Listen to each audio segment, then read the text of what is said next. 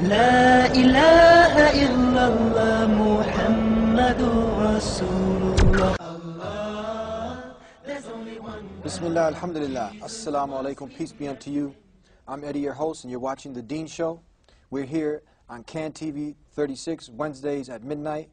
And if you miss us Wednesdays, the following day, Thursdays at 2 p.m. Now, we're going to be talking about something, there's some confusion out there. We know that design indicates a designer, that there is an orchestrator behind this universe and everything in it. And when you bring the definition of God, who He is, it has to be simple. It can't be confusing. It can't have any ambiguity in it. And we have learned that this Creator has sent messengers throughout time, and they've all come with the same message. Submit to the one God. Worship Him alone. Your 2-year-old can understand that. It's very simple. When we come back, we're going to help clear up some of the confusion. Somehow, this word Trinity got in the mix. Somehow, the one God, some people try to split Him up like a pie. Make Him into three, not three, but one. I'm already getting confused, and I think I can add. Now, when we come back, our intention is not to hurt anybody's feelings. Our intention is to clear up the confusion and to deliver the truth. So you don't want to go nowhere. We'll be right back to clear up the confusion here on The Dean Show. Allah, there's only one God, and Muhammad is His messenger. Allah, La ilaha illallah. Allah, there's only one God, and Jesus was His messenger. Allah, La ilaha illallah. I don't know why I did that. Maybe it's just to break the ice. And we're back here on The Dean Show, and our guest today, Kemal, my brother and your brother. How are you? El Mekki. Alhamdulillah. How's it going? Alhamdulillah. Wa alaikum salam wa rahmatullahi wa barakatuh. You're back in Chicago. Loving it here. You've been here before? The weather's great. Yeah. Been here many times before. Yeah. So we've had you on the show before. People can go to thedeanshow.com. You have your own section there, and they can view some of the past shows that we've covered. Now, you heard me introduce the topic about the Creator, about the confusion. God is not the author of confusion. He makes things simple. Human beings make it complicated. So we want to kind of try to unravel things and bring things back to their pure state. We don't want to offend nobody. Great. We just want to deliver the truth. We're going to kick it off with this Trinity. What happened here? Where did this come from? Excellent. First of all, Bismillah ar-Rahman ar-Rahim, Alhamdulillah, wa salatu wa salam ala Rasulillah. I want to first start by just relaying now a story of something that happened when I visited Thailand. Now, when I visited Thailand, I was about 7 or 8 years old. All right. So now I'm not trying to be funny. I'm not trying to be a wise guy when I tell you this story. So this is just basically the observations of an 8 or a 7-year-old. I can't even recall how old I was at the time. And I had my siblings, brothers and sisters with me. Every store you enter in Thailand, or home or shop, you find they have a small statue with their god, and they put food in front of the statue. And then because it was summer, the food would dry up, so they would throw it away. They would put new fresh food. This might happen twice, 3 or 4 times a day, depending on what they put, how it dries up. And they do it again the next day, a number of times a day, and they keep doing it multiple times per day for many, many years. So some of them for 50, 60 years have been changing the food for the idol, for the god, for so long. Now, just the observation of a 7 or 8-year-old, we used to, with my brothers and sisters, we'd look at them and we'd laugh. We would say, don't they realize that he hasn't ever eaten? Don't they ask him when you take the dry food away, you know, you haven't taken a bite in the last 40 or 50 years. This is what we were saying back then. It's not because, now this is my point behind this story, it's not because the 7 or 8-year-old was smarter than the 60-year-old who is constantly changing the food for his entire life. It's simply that the 7 or 8-year-old was viewing the incident from outside of what we call the box. Because the person changing the food is inside the box. The box is a frame of mind, a thought process.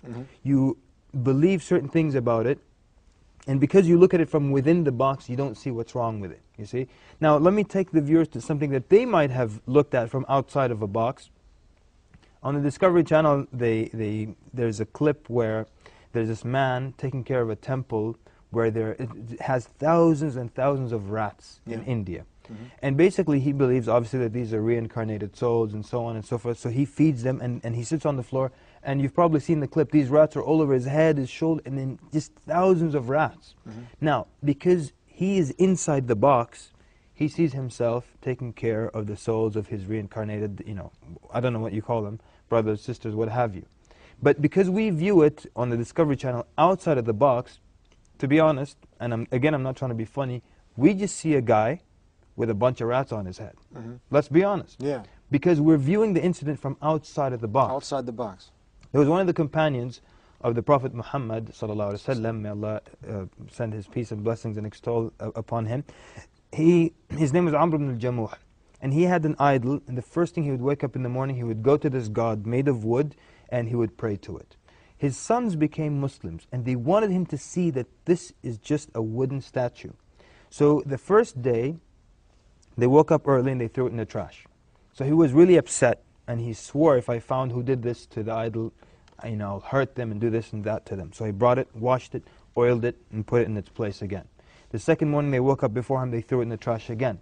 So he was so irate. He said, if I find out who's doing this to you, I will destroy them. Third morning, or third day, they took it and threw it in the dump. One narration says they tied it to the carcass of a dead dog. So he went looking for the God again, and this is a God that's supposed to bring him good, push away harm from him. He saw it in the dump, tied to the carcass of a dead dog. He looked at it. He said, and actually the second night what happened, he put a sword. He hung a sword over the neck of the statue of this God and said, if they come to throw you in the trash, defend yourself. Third day he finds it attached to the body of a dead dog. He looks at it and he says, by Allah, if you could do any good for your own self, if you could do any good, you would have defended your own self. You would have done good for your own self, pushed harm from your own self. If you can't do it for your own self, how can you do it for me? What happened in this story is that his sons got him to step outside of the box. I don't know if you paint or you draw, but when you draw, they teach you to step back from your painting or from what you're drawing, just to get another look at it. Because sometimes when you're looking at something from up close, it's crooked, but you can't see it. Like when you write on a blackboard, your line is crooked, but you can't see it when you're up close. But when you step away, now you can really see very clearly. Yeah. So this is what we need people to do. People need to step outside of the box for a moment and look again, take another critical, unbiased, and analytical look at what they're doing and what they believe in. Does it make sense when you step out of the box? And now this is the introduction before we start talking about the Trinity. Because the Trinity, as much as some people on earth firmly and strongly believe in it, I believe actually nobody really understands how it works. The concept of something, the three things that are one, even though they are physically separate items. And we don't have anything on earth that can be described in that similar manner. So what happens is, sometimes people need to just take a pause and step back and look at what they're believing in. Does it make sense when you take a step back or not? We did this one time. We had a discussion with 5 missionaries, and they were in charge of teaching Bible study at our university in Virginia. And we started by getting them to think outside of the box. So we asked a simple question. The question was, is the Trinity 3 in 1 or 1 in 3? And basically, there were 5 missionaries, and they were teaching Bible study. They should know the Bible very well, but they were quiet. They were all looking down and thinking, was it 3 in 1 or 1 in 3? And I let them keep thinking. They kept thinking and kept thinking and kept thinking. And in the end, I had to give them the answer. I said, obviously you believe it's 3 in 1, because if you say 1 in 3, you're admitting to worshiping 3 gods. Suddenly all of them start saying, yes, you're right, yes, absolutely, you're right. Expound on that for a second. How did you clarify this? How do they worship 3 gods if they said 1 and 3? Because if they say we worship one God who is in 3 different places, they're admitting to 1, 2, 3 different gods. The easier thing is to say we have there are 3 Godheads, but they're all one. And then they unite as one. Yeah, if you end with the word 1, you still have one God. But if you end with the word 3, here you're ending in 3. Yeah. But why would they know this? Most Christians know it's 3 in 1. Everyone knows this about Trinity, but they were thinking for so long because they never considered what 1 in 3 meant. They never thought of that. So that got them to step outside of the box. A second question we asked, again, got them to think about this in a way they never looked at it before. We asked them this, that there are 3 gods, God the Father, This is back when Jesus was on earth. God, so according to you, God the Son on earth, God the Spirit wherever the Spirit was. Then God the Son dies for 3 days. During those 3 days, how many gods were there? That would be Jesus, peace be upon him, the Son. So so when Jesus died for 3 days, the third Godhead according to them, how many gods were there? So now you either have to say 2, because 3 minus 1 is 2, or you have to still insist on 1, which means 1 plus 1 plus 1 is 1, and 1 plus 1 is still 1. Yeah. Or you have to say 2. So this becomes a problem. So we asked them this question, and it was difficult for them to answer, because they never considered that. What does that mean? And then some started to say, well, he went up somewhere else, but then the gospel said that he had died for 3 days, that he will be resurrected on the 3rd day, and so on and so forth. So it caused a problem, and it got people to think outside of the box. How could this be that 1 plus 1 plus 1 is 1, and 1 plus 1 is still 1? And as one person tried to be a little crafty, he said, well, 1 times 1 times 1 equals 1. What do you say to this? Well, what we say to it is that when you're adding 3 different things, you don't multiply by 1. If I give you, 3 $100 bills, you're not going to say 1 times 1 times 1. That's $100 on the table. Because if that's the case, I want to do business with you, and I want to borrow a lot of money from you, and I'm going to give it back to you using your logic. Yeah. See, we don't accept this kind of logic when it comes to things in this life, so why do we accept this kind of explanation when it applies to the Creator? You see? So then, I'll tell you another time, I sat down with someone, and he was a very honest man. I asked him very quickly, look, how does this Trinity thing work? And he was a very honest man. He said, look, nobody really knows how it works. He was actually a pastor, head of his church, and he said, nobody really knows how it works. So then the next question was, why would Allah reveal something that you can't understand and link it to your salvation? Say that again. Why would God, the Creator of the heavens and the earth, reveal something to you that you can't understand, which is Trinity, yeah, and link Trinity to your salvation? Let's hold it right there. Okay. We're going to take a break, and then you're going to tell us the rest of the story. We'll be right All back. Back here on the Dean Show, let's continue on right from where we left off. Why would the Creator of the heavens and earth, Allah, go ahead. Okay, and I just want to preface this by saying that I'm not trying to be insulting to anyone. I'm going to give you actual discussions that I've had with pastors and people who are like either they were missionaries or people who teach Bible study, or they were heads of churches. Real situations that happen with real people. These are real situations, not anything where we're trying to ridicule another faith, because in Islam we're commanded to obey, to respect all religions and respect the followers of all other faiths. So we're not trying to be funny here, not trying to make fun of anybody. This is an actual discussion that happened. I asked the man, he's the head of his church, okay, how does the Trinity thing work? He said, no one really knows how it works. So but yet, believing in Trinity is linked to your salvation. So I asked him, why would God reveal something that you can't understand and then link it to your salvation? That's like me telling you, hey Eddie, you know what, I've got some funding for you so you can do your show and everything. It's $20,000, but you need to levitate in the air for half an hour. Doesn't make sense. You can't do it. So why would I give you the reward, or link your reward to something you can't do? Why would God link your salvation to a concept that nobody understands? Nobody understands it. I mean, this is a pastor telling me no one understands it, really. No one can truly explain it. But now if they come with these explanations about the egg and the yolk, the water, and all these other things that people might come up. They're all analogies that once we, like the egg basically is saying that the egg is composed of 3 ingredients, but it's 1 egg. Yeah. But the problem is that when you physically separate the ingredients, it's not an egg anymore. If you see the white on the floor, you're not going to think that's, you won't know what it is actually. Yeah. So it's not called an egg. So the same thing, the triune gods were physically separate. So you can't call them one. They're not even in one location. What about the water? With the water, ice. Yeah, that it's solid, liquid, gas, or ice, liquid, and vapor. But the problem is, again, this is an example of 1 in 3, not 3 in 1, as we had agreed that Trinity is 3 in 1. So you can't give an example of 1 in 3 water, which is one thing, in 3 different states, to explain 1 in 3 in 1. It doesn't work out. Yeah.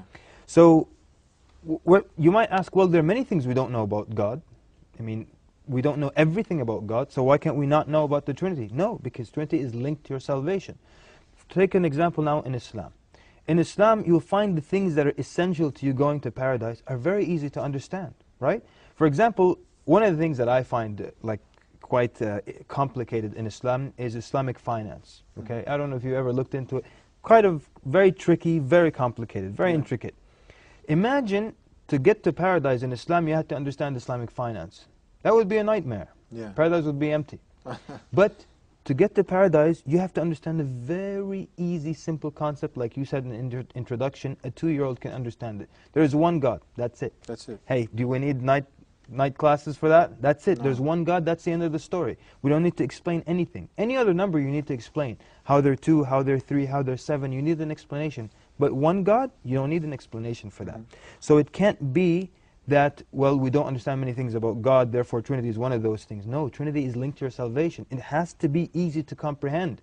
The simple man in the street has to be able to understand the message that is linked to his or her salvation. So then he did kind of start to go down the route where saying, you know, well, it's actually a mystery, you know, it's very mysterious and God works in mysterious ways. And as you quoted earlier, you know, it says in the Bible that God is not the author of confusion. So where would this mystery come from if God didn't author the confusion? And so just by asking these questions now, the man was beginning to see, to step outside of the box, you know, and see that this can't be the case. And I actually asked him a question, and again, I'm going to try to quote exactly what I said to him and what he said to me. I asked him, I'm not asking you which one you prefer, which one you like more, which one you love. I'm asking you which makes more sense to you. The concept of God in Islam, that there's only one God that's worthy of worship. He has no partner, no children, no relatives, nobody gives birth to him, and he doesn't give birth to anyone. Or the concept of God in Christianity, the triune God specifically, who is 3 in different physical locations, but is still one. One of them dies, instead of becoming 2, there's still one. Which is easier to comprehend? And I quote the man, the pastor, the leader of his church. He said, the one that is more intellectually satisfying is the Islamic version. Now, did he continue on that path of worshiping God as 3 parts but one in the Trinity, or did he come around to accepting? No, he continued. He's the leader. Why do people just continue to do that? It's just more based off emotion and just habit now? Yeah, it's a lot of things. Like sometimes, and I've actually met people who said, yeah, I like what you're saying, and it makes more sense to me, and I'm more comfortable with it. But this is who I am, or this is what my parents were, and I can't, and I'm comfortable this way. You know, many people don't want to leave the comfort zone.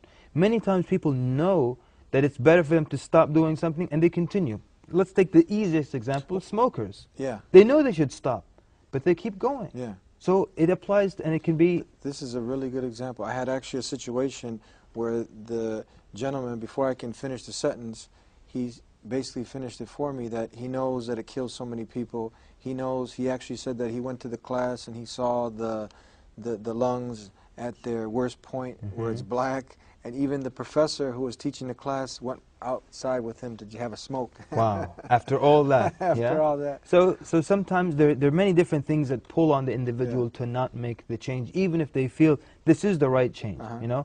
And you know, like I said, there are 1,001 different reasons. So that's, you think that's one of the main ones? It just, now it's who I am. This is what I do. It just, I got to do it. For some people also, you cannot offset 50 years of belief with 10 minutes of explanation, albeit even if it's excellent explanation, you can't offset 50 years of what I used to be. So, and in the end, you know, the ultimate guidance is in the hands of Allah, of course. Continue on giving us some more examples. We'll be right. We might not make it till tomorrow, and this is something that we need to think about. Have you spoken to other people? This was a minister or a deacon or this person that you were talking about? Yeah, he was like, he was the pastor of his church. Yeah. There was another time, and again, I'm going to try to only quote actual things that happened to me personally, so that no one thinks either we're making things up or trying to be insulting or anything.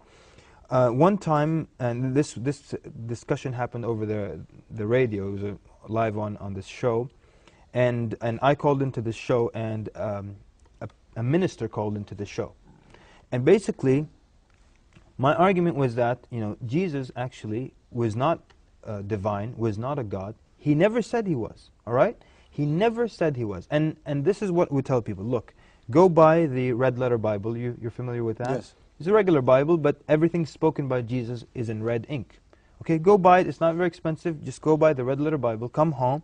Read the letters in red only. You're saying this on the radio show now. Yes, I said this on the radio show, and I'm saying it right Yeah. now to the viewers. Go and read the red letters only, what Jesus said, and just close the book. Don't look at what anybody else said. Do you walk away with Jesus telling you, I'm God, you need to worship me, I'm divine? You don't. You only get that message from other people hinting towards it or explicitly saying it. But when you look at the message of Jesus, the Jews sent priests and Levites to him, or when they asked him, you know, what is the first commandment? He repeated word for word what Moses said before him. Hear, O Israel, the Lord our God is one Lord. Does he ever once say, people, you need to bow down, kneel, and worship me? He said, and worship the Father who is in heaven. The woman called him good teacher. He says, why do you call me good? It is only the Father who is good. So many times he'll say, my Father who has sent me. Go to Bible.com and look for those words. Sent, my Father sent me. And see how many times he says, I was sent, just like all the prophets that were sent with a message.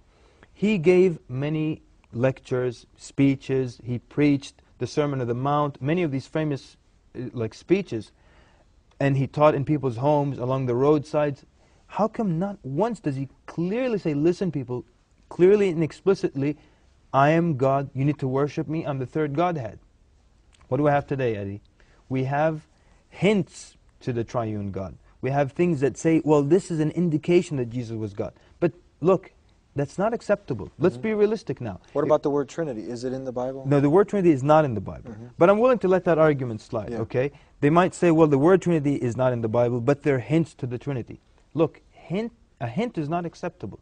Suppose now I give you a book, all right, that says, you know, learn French in 30 days. You read the whole book, there's nothing about French. Does that make sense to you? The cover says French. Yeah. You read the whole thing, there's nothing about French.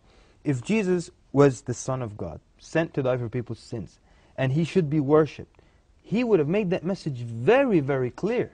There's no way that you would sit with him and listen to his lectures and not walk away with that message very clearly. Yeah. You think he would hint to that? So yeah, it doesn't make sense. If you're dying now and you need someone to save you, you're not going to hint that you need help. You're going to scream out help. Definitely. It doesn't make And sense. the guy who's there, the lifeguard or the coast guard, he's not going to hint that he's some fisherman. He's going to say, look, we're here and this is our job to help you.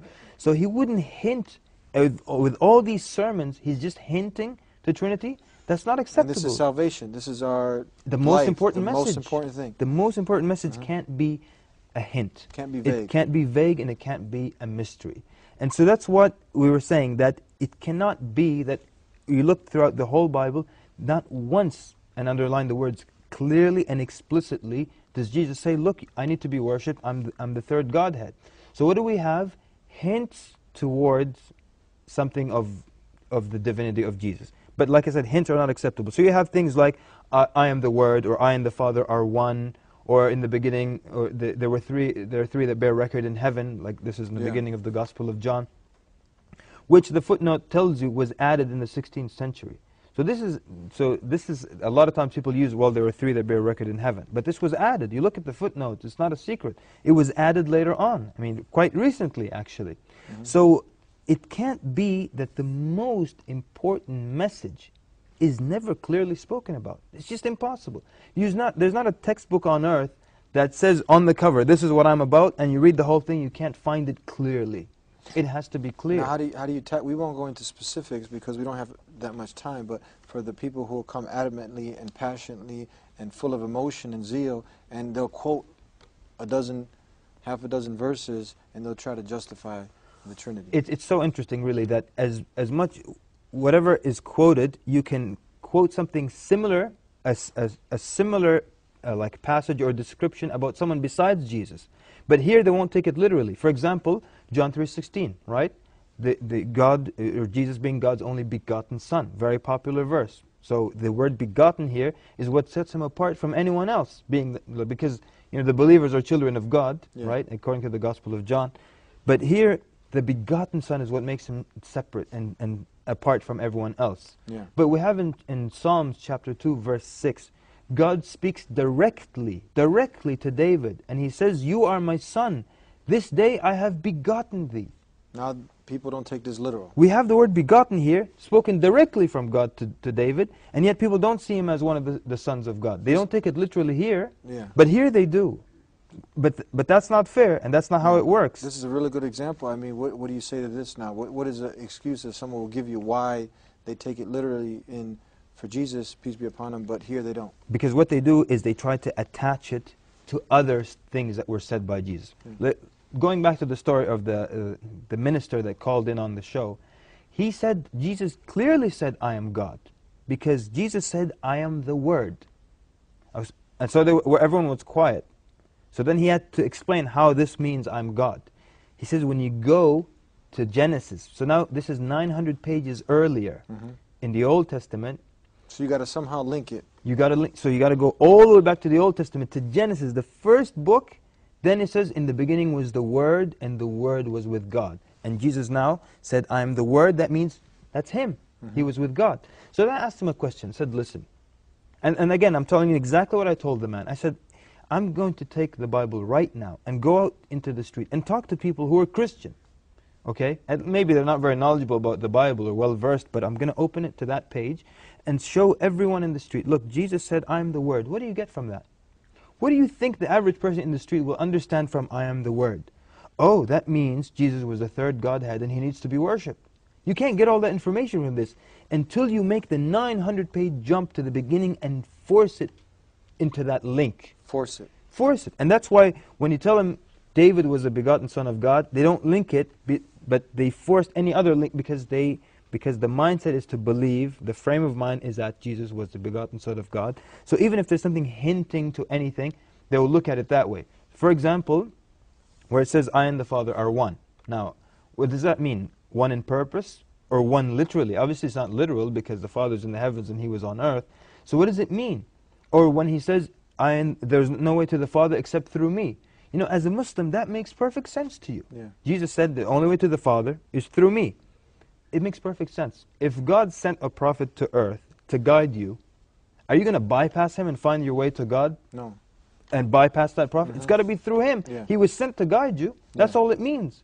But when you're in the mindset of believing Jesus was the Son of God, everything that hints to it, you will take it as such. Tell us now, we had said earlier that we want to deliver the truth. We're not trying to step on no toes, hurt nobody's feelings.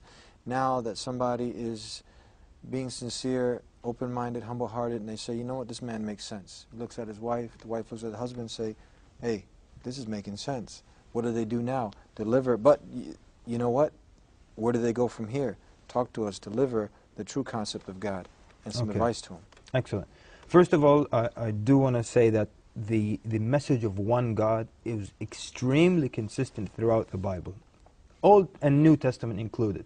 In the Old Testament, so many times he will talk about, or God will warn people of taking others in worship besides him. All the prophets would tell people to worship one God only. And God, in the Old Testament, says, I am your Lord, besides me there is no God. Suddenly, in the New Testament, we discover that there are three, supposedly. Now this actually is a jump and a diversion from what we have learned. We've been learning all these thousands of years of the prophets saying, there's one God only, there's no other God, the Lord your God is one Lord. Suddenly we hear three. But then Jesus himself didn't say there's three. He said, worship the Father. He said, worship God. He tells people to worship God. He said, there's only one Lord. Same thing that Moses said before him. So what happens now is you're starting to see the consistent message of all the prophets sent by God, the consistent message of Jesus. Read the red letters, don't take my word for it. And this is the message of the prophet that came after Jesus as well, the Prophet Muhammad ﷺ in Arabia, who also came and called people to worship only one God, who has no partner, who has no children, who has no relatives or anything of that sort. Nobody gives birth to him and he does not give birth. And also didn't change the basic message of the Ten Commandments, and everything stays consistent. So you're actually following what would be the true message of Jesus by accepting the message of his brother and prophet Muhammad sallallahu alaihi wasallam. Thank you very much for being with us and helping to make these things very clear. Very simple, one God. And we cleared up the confusion about the Trinity. It's nowhere in the Bible, none of the messengers taught it, Neither did Jesus, peace be upon him, who is so beloved to our hearts. He is a mighty messenger. He's not a son of God. He's not God, but he is one who taught the people the same way Moses did and Abraham and the last and final messenger sent to mankind. They taught the same message. Submit to the one God. Submit your entire self to his will, not your will. In simple English, do what God wants you to do on his terms. We'll see you next time. Tune in every week to the Dean Show. We're here at the same time, same channel. Until then, Assalamu alaikum. Peace be unto you.